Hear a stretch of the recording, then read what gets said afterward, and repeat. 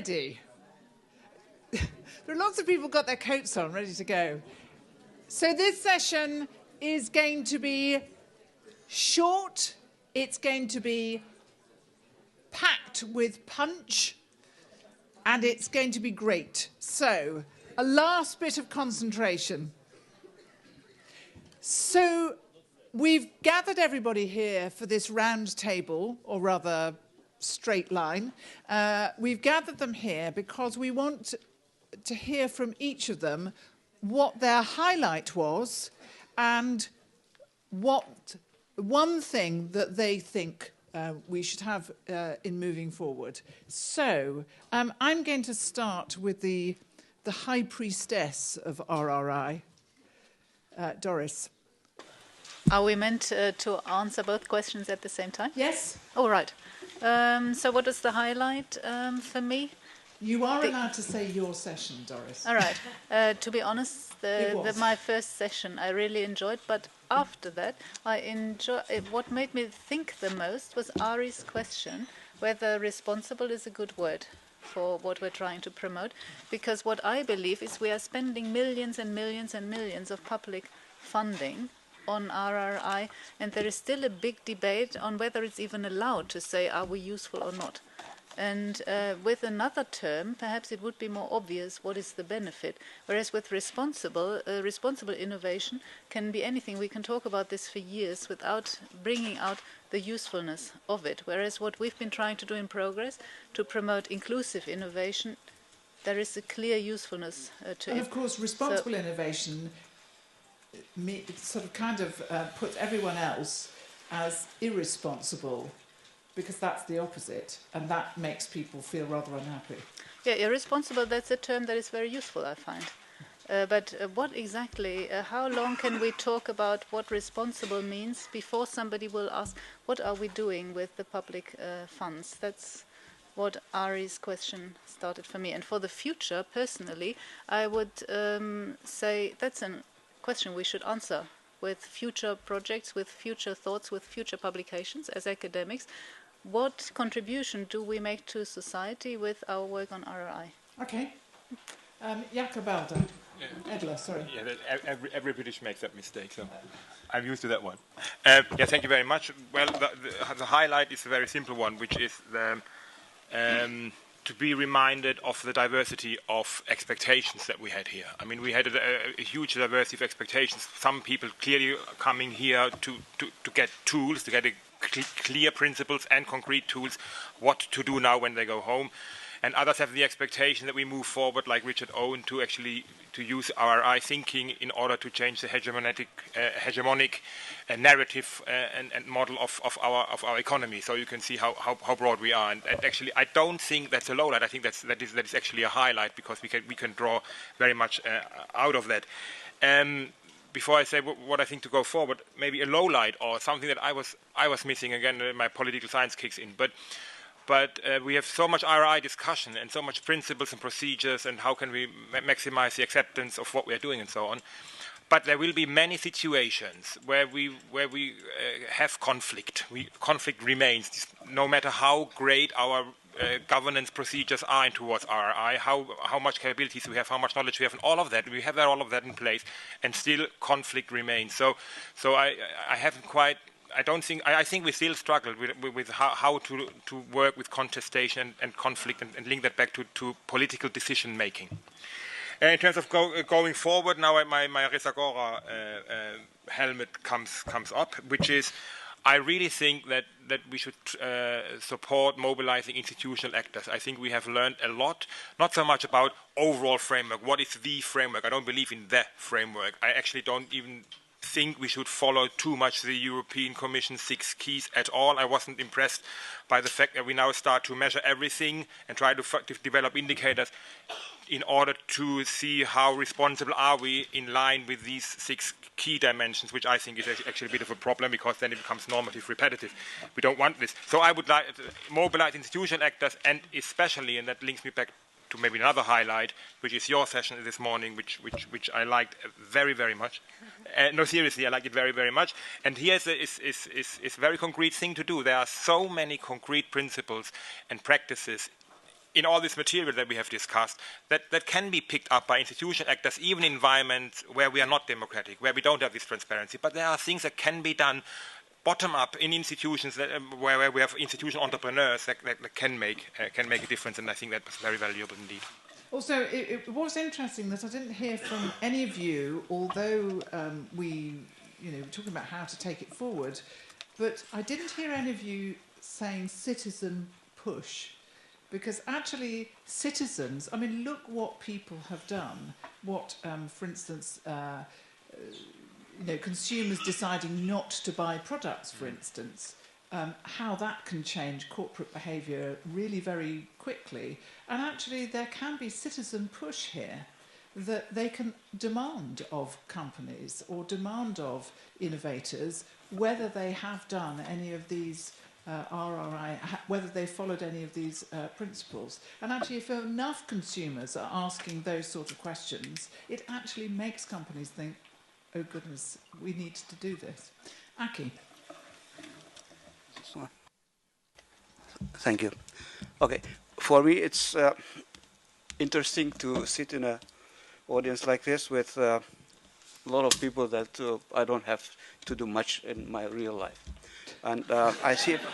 So it's not real. Wrong. It's That's a dream. not what he really meant. Yeah, it's.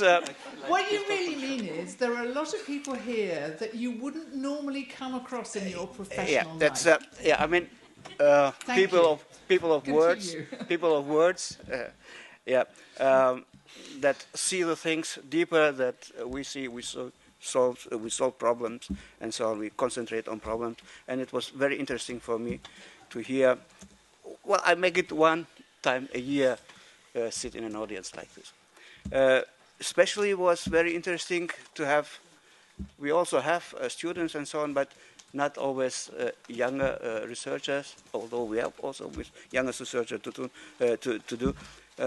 And hear ideas from, I guess, Peter. It was very interesting that also this audience follows our work that we do. The thing was what Doris said, that although we are doing this responsible projects from SIS since, in the meantime, 10 years. Still, there's a doubt about the word of responsibility and responsible. This is something I didn't like also. I would like to keep this work responsibility, although it has a lot of meanings. But it's good to know that if somebody makes something, that he knows he's responsible for this. What you said, the society push is very important for us because we make products and we expect that the society comes out. And these tools and the ideas that we make here in these projects, I think that they don't have only outcomes, they are fig leaves for the commission programs, but also goes down to the society, and the society can work with the thing and start thinking, making, being major, and expecting something from those who make the products, and not only those who think, make the thinking, but also the solution and problems. Okay, our philosopher. Well, actually, we've got two philosophers there. Yeah, you cannot say our because we have many philosophers here. So, for the first thing, René von Schönberg is not alone. He has finished his purgatory time, his penance time. For the people who attended the workshop on responsibility, said, it's very difficult to sell this. More seriously, it's an interesting reconfiguration of the flat science and society research domain by the introduction of responsibility, 90% normative concept. It requires to move from only a descriptive approach de facto towards more experimental institutional political one. Welcome to the complete pragmatism, descriptive, normative, and experimental. And it's two good news. Two good news in one. For the human and social sciences, regarding natural and engineering ones, HSS are not only there for improving communication or general culture. And for the interrelationships between social and political sciences and philosophy, a possible fall of an epistemological wall. This is what I want to highlight. What we would like... Briefly, though. Yeah, no, it's brief. I feel you gathering speed. Okay, so I will make it very, very... I had something long, but I will pick the short one. Postscriptum.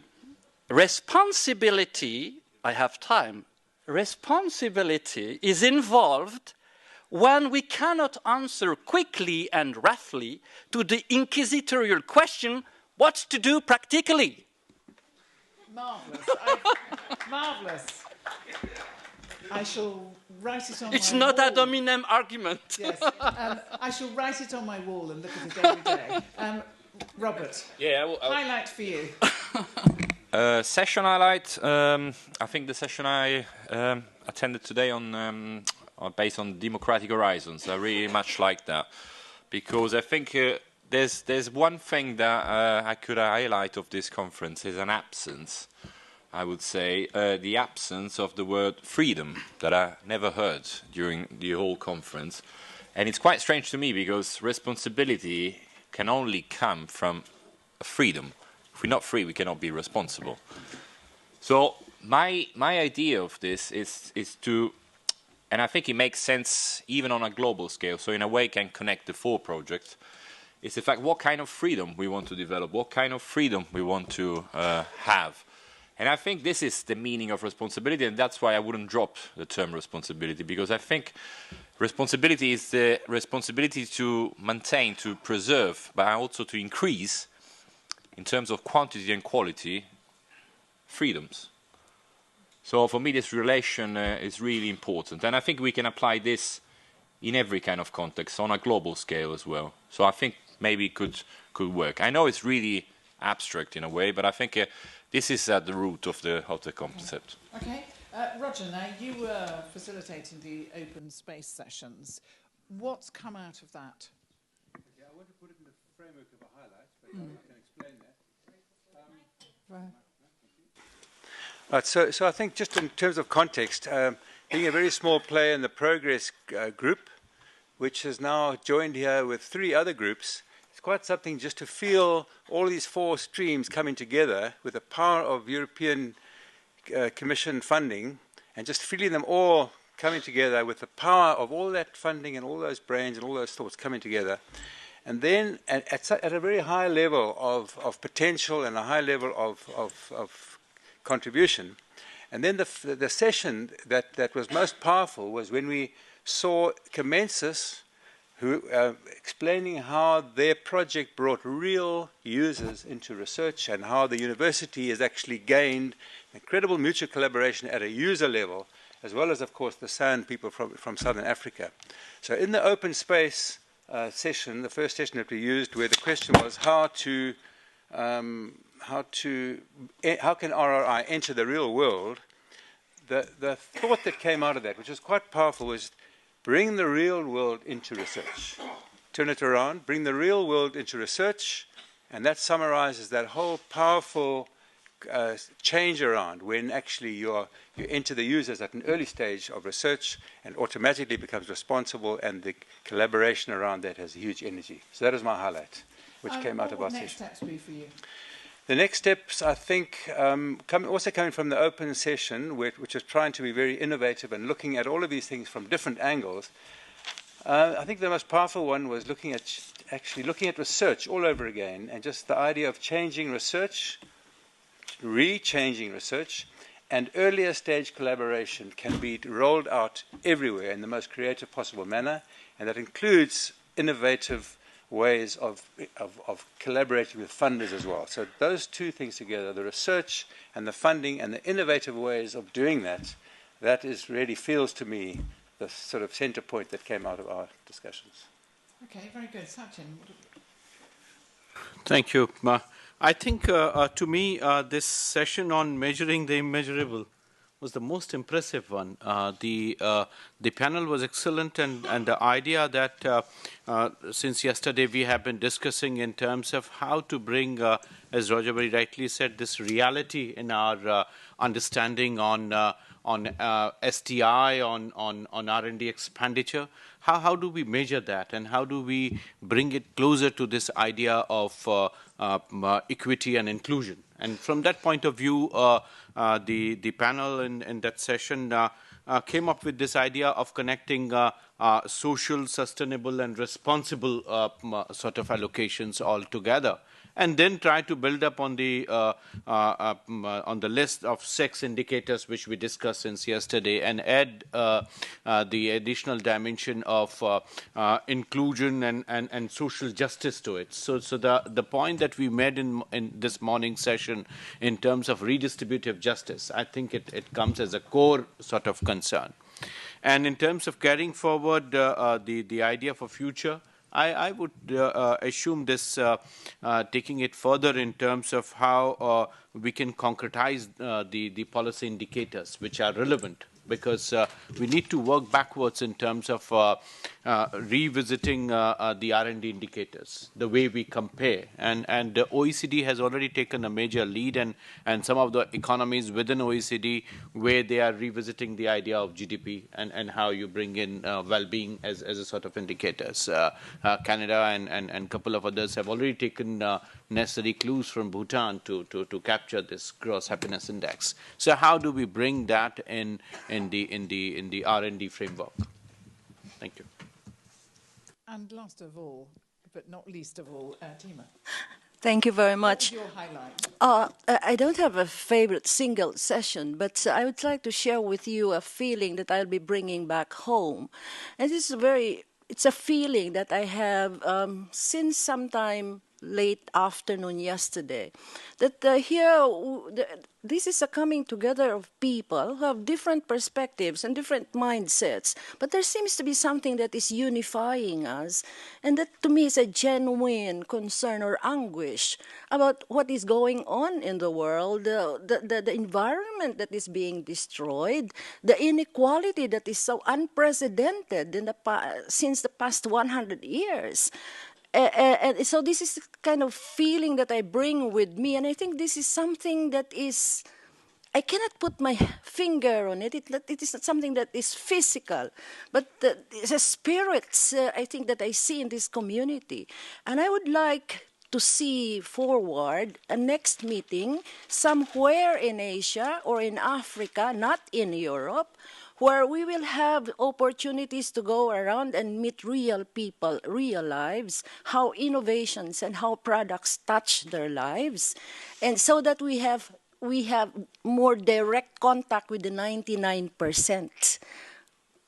So it is this feeling that I don't want this to be wasted, and when we go home we forget. We keep in touch and build some kind of international solidarity around this feeling of genuine concern and a dream. I think we need dreamers, especially nowadays. So maybe that's very good. So I think maybe we should just call it 99 RRI, in that RRI is about the 99, not the 1. Anybody want to tell me about briefly tell me about their particular highlights? Anybody want to?